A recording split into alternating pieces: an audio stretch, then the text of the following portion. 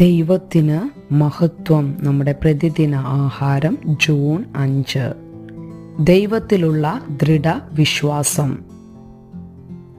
അവൻ്റെ ഇഷ്ടപ്രകാരം നാം എന്തെങ്കിലും അപേക്ഷിച്ചാൽ അവൻ നമ്മുടെ അപേക്ഷ കേൾക്കുന്നു എന്നുള്ളത് നമുക്ക് അവനോടുള്ള ധൈര്യം ആകുന്നു. 1 യോഹന്നാൻ 5:14. 2020 ഇന്ത്യയിലുള്ള മുതിർന്നവരുടെ ഇടയിൽ നടത്തിയ ഒരു പഠനത്തിൽ ഇന്ത്യക്കാരുടെ സ്ക്രീൻ ടൈം, അതായത് ടിവിയുടെയും ഫോണിൻ്റെയും മറ്റ് സ്ക്രീനിന് മുൻപിൽ ചിലവഴിക്കുന്ന സമയം 2 മണിക്കൂറിൽ നിന്ന് 4.5 മണിക്കൂറായി ഉയർന്നു എന്ന് കണ്ടെത്തി.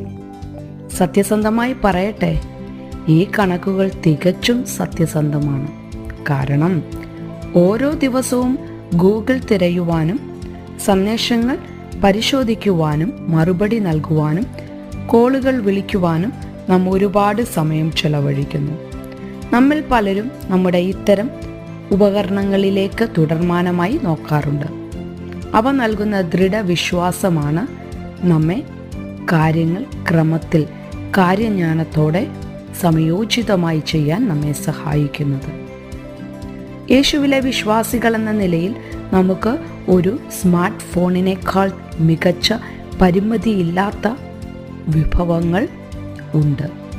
ദൈവം നമ്മെ അഗാധമായി സ്നേഹിക്കുകയും കരുതുകയും ചെയ്യുന്നു. നാം നമ്മുടെ ആവശ്യങ്ങളുമായി തന്നിലേക്ക് ചെല്ലണമെന്ന് താൻ ആഗ്രഹിക്കുന്നു. ബൈബിൾ പറയുന്നു, അവൻ്റെ ഇഷ്ടപ്രകാരം നാം എന്തെങ്കിലും അപേക്ഷിച്ചാൽ അവൻ നമ്മുടെ അപേക്ഷ കേൾക്കുന്നു എന്നുള്ളത് നമുക്ക് അവനോടുള്ള ധൈര്യമാകുന്നു. നാം പ്രാർത്ഥിക്കുമ്പോൾ ദൃഢനിശ്ചയം നമുക്കുണ്ടാകും. ദൈവവചനം വായിക്കുകയും നമ്മുടെ ഹൃദയത്തിൽ സംഗ്രഹിക്കുകയും ചെയ്യുമ്പോൾ അവിടുന്ന് നമുക്ക് വേണ്ടി മുൻകരുതിയിരിക്കുന്ന സമാധാനം, ജ്ഞാനം, വിശ്വാസം എന്നീ കാര്യങ്ങൾക്കായി നമുക്ക് ദൃഢവിശ്വാസത്തോടെ പ്രാർത്ഥിക്കുവാൻ കഴിയും. ചിലപ്പോൾ നമ്മുടെ സാഹചര്യം മാറാതിരിക്കുമ്പോൾ ദൈവം നമ്മെ കേൾക്കുന്നില്ലെന്ന് തോന്നാം.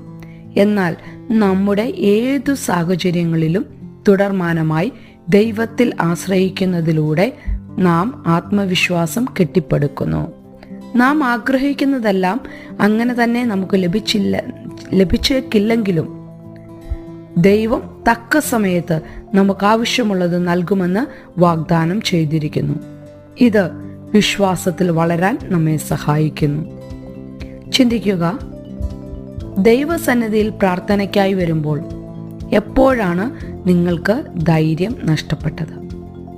നിങ്ങളുടെ പ്രാർത്ഥനയിൽ എങ്ങനെയാണ് നിങ്ങൾക്ക് ദൃഢവിശ്വാസവും ദൃഢനിശ്ചയവും ഉണ്ടാക്കുവാൻ കഴിയുക?